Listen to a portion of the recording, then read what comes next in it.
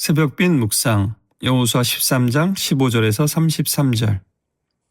오늘 말씀은 요단 동편의 기업 분배에 대해서 말씀합니다. 모세가 죽기 전에 르우벤 지파와 갓 지파, 므낫세 지파의 절반에게 이 유산을 주었습니다. 물론 그들이 요청했기 때문인데요. 그들은 이 땅이 가축을 키우기에 너무나 적합하다라고 생각하고 요청을 했습니다. 그랬더니 모세가 굉장히 노여워했죠. 형제들이 싸움을 하고 있고 이제 또 약속의 땅을 저 앞에 두고 있는데 여기 안주하려고 하니까 굉장히 좋지 않은 모습이었습니다. 그 대신에 그들이 믿음의 선봉장에 서서 가서 그 싸움을 다 싸우고 처자와 자축들에게 나중에 돌아오라 그렇게 약속을 하고 가나안 정복 전쟁에서 선봉에 서서 싸웠죠. 이 선택은 굉장히 실용적이고 합리적인 선택입니다. 그러나 결국에는 하나님의 뜻보다는 자신의 필요를, 자신들의 눈에 좋은 것을 선택한 것입니다. 더 안전하고 생산적인 땅을 선택한 것이죠. 창세기 13장 10절에는 아브라함과 롯이 헤어지기로 하고 땅을 정하는 이야기가 나옵니다. 아브라함이 조카 롯에게 양보를 했죠. 그랬더니 롯이 눈을 들어 이렇게 기록되어 있습니다. 사람의 눈으로 본 것이죠. 요단 지역을 바라보니까 하나님께서 소돔과 고모라를 멸하시기 전이었기 때문에 여호와의 동산 같고 애굽 땅과 같더라. 이렇게 비옥한 땅이었다는 겁니다. 그러나 결국 멸망의 길로 가게 됐죠. 어제 말씀에서 계속 이어지고 있는데요. 13장 13절에는 구술 족속과 마아갓 족속은 이스라엘 자손이 쫓아내지 아니하였으므로 오늘날까지 이스라엘 가운데 거주하니라 이렇게 되어 있는데요. 이후의 역사를 보면 다윗 시대에까지 영향을 미친 것을 볼 수 있습니다. 어머니가 구술 사람인 압살롬은 아버지 다윗에 대한 반란을 주도했고요. 마아가 족속은 반다윗 연합에 참여했습니다. 하나님의 명령에 때로는 이렇게까지 해야 되나? 라는 생각이 들지만 남겨두면 결국 그것이 부메랑이 되어서 이스라엘 삶을 괴롭게 만든다라는 것이 계속 반복적으로 되고 있는 메시지입니다. 민수기 33장 55절에서 56절에는요. 너희가 만일 그 땅의 원주민을 너희 앞에서 몰아내지 아니하면 너희가 남겨둔 자들이 너희의 눈에 가시와 옆구리에 찌르는 것이 되어 너희가 거주하는 땅에서 너희를 괴롭게 할 것이요. 나는 그들에게 행하기로 생각한 것을 너희에게 행하리라 라고 말씀하셨습니다. 이런 경고에도 불구하고 그들은 약속의 땅을 저 강 건너에 두고서 바로 여기에 안주해버리고 맙니다. 그리고 더 긴 역사를 보면요.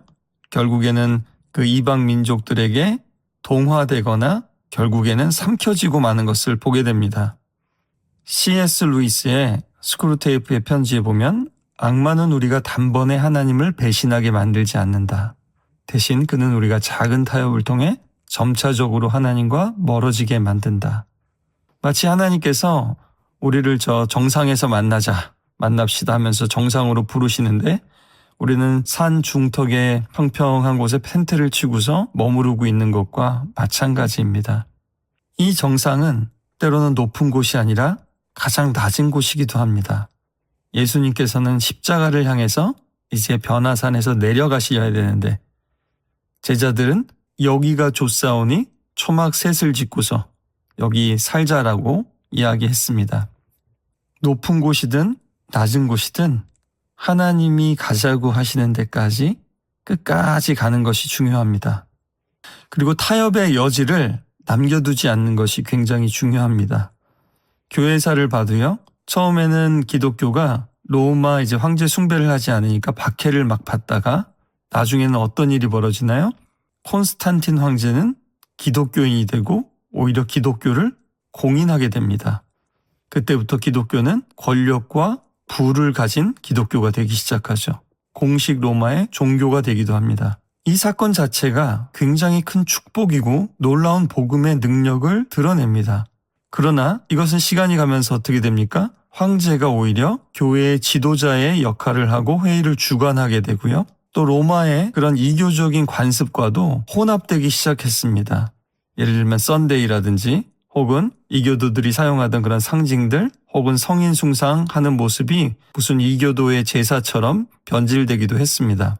기독교가 진리에 대해서 타협하지 않는 소수일 때는 오히려 순수하면서도 복음의 능력이 그렇게 황제까지도 변화시킬 수 있는 그런 기독교였으나 타협하기 시작하면서 거꾸로 정치적이고 세속적인 기독교로 타락하게 되는 것을 보게 됩니다. 오늘날 한국에서도 문제가 되는 기독교의 모습은요, 다른 것이 아니라 어떻게 보면 이런 타협, 부와 권력과 명예를 하나님이 축복으로 주셨는데 그 지점으로부터 생긴 타협들이 쌓이고 이념의 누룩들이 들어오면서 이렇게 된 것의 다름 아닙니다. 따라서 이 지파들의 주변부로의 이동과 정착은 이런 불안정과 동화의 위험을 가져옵니다. 교회에서도 중심에 있는 분들은 주변부에 계신 분들을 돌아보고 챙겨야 되겠지만 혹시 내가 주변부에 있다, 여기가 더 편안하다, 그렇게 생각하시는 분들은 중심으로 나아오시길 바랍니다. 이것은 예수님의 초대입니다. 어저께 14절과 오늘 33절, 그리고 14장 3절과 4절, 18장 7절에는 계속해서 레위인들의 기업, 사실은 땅이 없는 것이죠. 그들이 땅에서 기업을 받지 못했음을 계속해서 상기시키고 있습니다. 그 대신에 레위의 기업은 바로 하나님 자신이라고 말씀하셨습니다. 제사장들은 제물에서 일정 부분을 자신들의 몫으로 받았고요. 제사장들과 레위인들은 백성들이 가져오라고 명령받은 특별한 11조와 헌물을 함께 나누었습니다. 이들에게 이런 특별한 사명을 주신 이유는 첫 번째로는 사도 바울이 말한 대로 병사로 복무하는 자가 자기 생활에 얽매이는 자가 하나도 없나니 이는 병사로 모집한 자를 기쁘게 하려 함이라 한 것처럼 이 세상에 땅이나 소유나 일에 얽매이지 않고 온전하게 하나님을 섬기게 하기 위함입니다. 또 하나는 그들은 그래서 나중에 보면 접근성이 좋게 각 지파별로 48개의 성으로 흩어져서 살게 되었습니다. 그렇게 하시면서 백성들 사이에서 율법을 가르치고 또 예배를 인도하면서 세상의 빛과 소금이 되기를 원하신 것입니다. 오늘 말씀은 이렇게 르우벤, 갓, 므낫세 절반 지파와 레위 지파를 대조시키고 있습니다.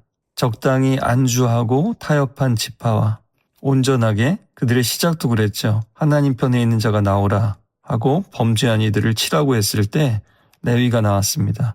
그렇게 자기 자신과 자기 형제까지도 하나님 앞에서 그 죄를 철저하게 걷어내기 위한 몸부림을 한 레위와 대조시키고 있는 것입니다.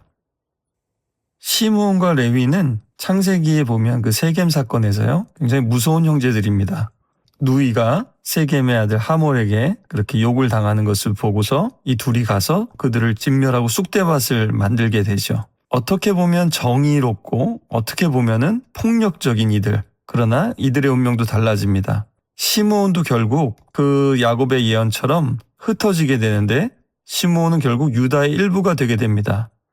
그러나 레위는 하나님 편에 있는 자는 다 내게로 오라고 하고 또 그들이 우상 숭배를 했을 때 그것을 인정하고 하나님의 정화의 도구가 되기로 그 폭력을 이제 자신의 분노를 이기지 못해서 쓰는 것이 아니라 하나님의 거룩함을 위한 결단으로 사용하게 되었을 때 그들은 이렇게 제사장 지파가 또한 되게 되는 것입니다.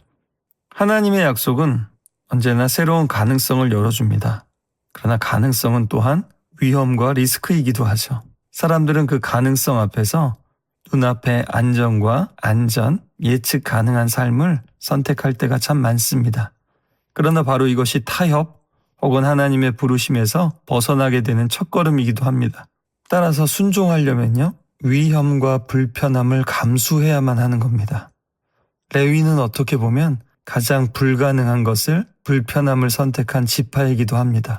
그러나 그 불편한 순종을 해나갈 때 누구도 알 수 없는 하나님과 깊은 관계를 맺게 되고요. 하나님이 함께 하시는 것을 누구보다 더 분명하게 느낄 수 있습니다.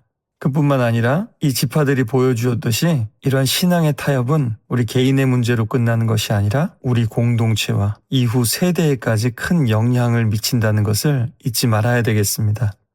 지금부터 갈 때까지 가볼까? 강남 스타일이 아니라 바로 믿음의 스타일입니다. 바로 옥스포드 한인교회 스타일이 되었으면 좋겠습니다.